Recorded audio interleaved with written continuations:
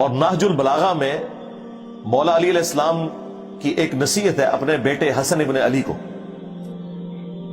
اور وہ clear cut شرک کا دروازہ اکھاڑ کے رکھ دیتی ہے کہ اے میرے بیٹے، جب بھی تو نے مانگنا ہے تو اللہ ہی سے مانگنا ہے۔ یاد رکھنا حسن، اللہ نے اپنی بارگاہ کے لیے کوئی دربان بھی مقرر نہیں کیا ہوا کہ جس سے اجازت لے کے تم نے اللہ کے پاس جانا ہے۔ یہ مولا علی مولا حسن کو نصیحت کر رہے ہیں، اور دیکھ لیں ان کے نام کے اوپر لوگ یا علی مدد کہہ رہے ہیں۔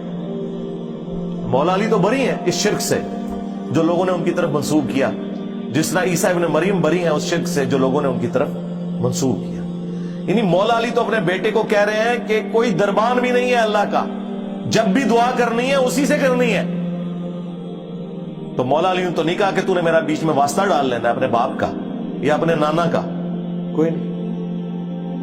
کوئی ایک آیت، کوئی ایک حدیث ایسی نہیں موجود، نہ سنیوں کے ہاں نہ شیعہ کے ہاں، جس میں ہو کہ آپ نے بیچ میں بندہ کو اس طریقے سے داخل کرنا ہے۔ ہاں، وسیلہ اور توسل کے طور پر آپ کسی نیک آدمی سے دعا کروائیں، وہ الگ بات، وہ تو آپ کروا سکتے ہیں، لیکن اللہ اور مخلوق کے درمیان کوئی واسطہ اس حوالے سے کوئی نہیں ہے۔ قرآن کی ساری دعائیں ربنا سے شروع ہوتی ہیں، ہاں وہ ٹھیک ہے، بخاری میں حدیث ہے 1010، مشکات میں موجود ہے، سیدنا عمر کہتے ہیں کہ اے اللہ، جب تک تیرے نبی ہم میں موجود تھے، انا کننا نتوسل الیک بنبینا، بے شک ہم پہل تیرے نبی کے ذریعے تیری طرف توسل اختیار کرتے تھے، ہم تیرے نبی کے چچا کو اب لے کے آئے ہیں، ان کی دعا کی برکت سے بارش نازل فرما دے۔ لیکن دعا انہوں نے بھی اللہ سے کی ہے، یہ ذہن میں رکھیے۔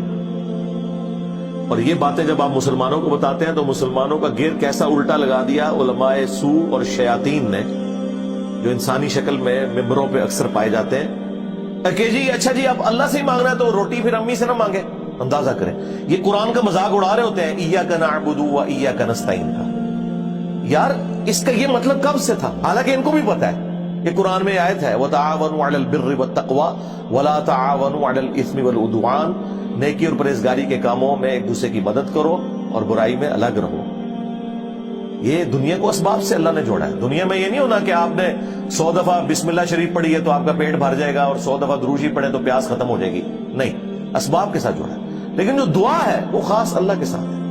اَمَّن يُجِيبُ الْمُضْطَرَّ إِذَا دَعَاهُ، یہ وہ آیت ہے سورۃ النمل کی آیت نمبر 62 جو شیعہ کے صبح شام کے اذکار میں، ترجمہ نہیں پڑھتے، جنہوں نے ترجمہ پڑھا ہمارے اسٹوڈنٹس نے اللہ کے فضل سے شرک چھوڑ دیا۔ بھلا بتاؤ تو کون ہے جو مصیبت اور پریشانی میں گھرے ہوئے شخص کی فریاد کو سنتا ہے، وَيَكْشِفُ السُّوءَ، اور اس سے اس کی تکلیف کو دور کر دیتا ہے، وَيَجْعَلُكُمْ خُلَفَاءَ الْأَرْضِ، اور زمین پر تمہیں اگلوں کا خلیفہ کرتا ہے۔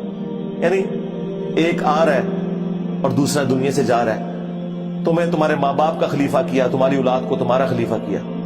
أَإِلَٰهٌ مَّعَ اللَّهِ، کیا اللہ کے ساتھ کوئی اور معبود بھی ہے؟ قَلِيلًا مَّا تَذَكَّرُونَ، بہت کم ہی نصیحت حاصل کرتے ہو۔ یعنی اللہ تعالیٰ فرما رہا ہے کہ جو شخص اللہ کے سوا کسی اور سے دعا کرتا ہے گویا کہ اسے معبود بنا لیا اس نے۔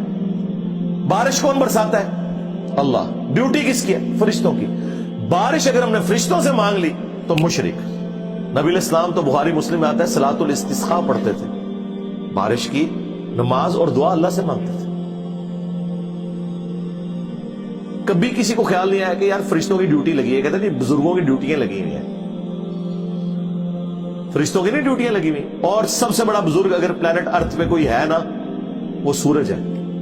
یہ اتنا بڑا میں نے ان کو پھکی نہیں پھکا دیا ہے کہ سب سے بڑا اگر کوئی مشکل کشا ہے نا دنیاوی اسباب میں، کہتے ہیں دیکھیں جی اگر ایک پیناڈول کی گولی مشکل کشا ہو سکتی ہے تو ہمارے بابے کیوں نہیں مشکل کشا ہو سکتے؟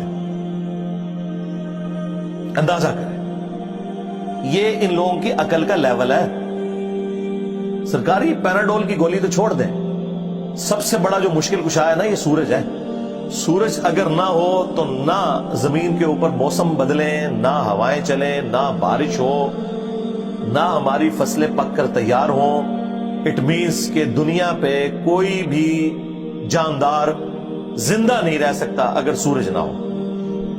تو کیا ہم سورج کو پکارتے ہیں؟ کبھی کسی کو وام بھی آئے کہ سورج کو پکارنا ہے؟ تو سپوز اگر کسی کی ڈیوٹی بھی لگی ہوئی ہو تو ہمیں اس کو پکارنا تو نہیں ہے، پکارنا تو آپ نے اللہ کو ہے۔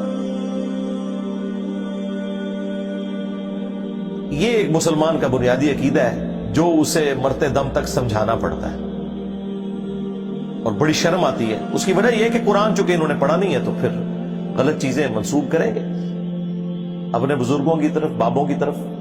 اور توحید کے بغیر تو نہ آپ کی محبت رسول آپ کے کام آنی ہے، نہ محبت اہل بیت نے کوئی نفع دینا ہے، نہ آپ کا عشق صحابہ کسی کام کا ہے، اگر آپ نے توحید کو مضبوطی سے نہیں پکڑا۔ اس کائنات کی تخلیق کا مقصد ہی عقیدہ توحید ہے، اللہ کی پہچان ہے۔ بالکل، اگر یہ نہیں ہے تو باقی ساری چیزیں ختم ہیں۔ انبیاء دنیا میں کس لیے آئے؟ ویسے تو فخریہ بتایا جاتا ہے کہ جی وہ حضرت حسین ابن علی جو ہیں وہ کربلا میں بھی نماز پڑھ رہے تھے۔ اچھا، تو آپ نے 10 محرم کو نماز نہیں پڑھنی، باقی سارے کام کرنے؟ جی مولا علی بھی فجر کی نماز کے لیے جا رہے تھے تو شہید ہوئے، تو مولا علی کے غم میں آنسو تو بانے، لیکن جس نماز کے لیے وہ جا رہے تھے وہ نہیں پڑھنی۔ تو یہ کون سا عشق اہل بیت ہے؟ یہ کون سا عشق رسول ہے کہ آپ ان تعلیمات کو چھوڑ کر اپنے بابوں اور فرقوں کے بزرگوں کی بتائی ہوئی تعلیمات کے پیچھے چلنا شروع کر دیں؟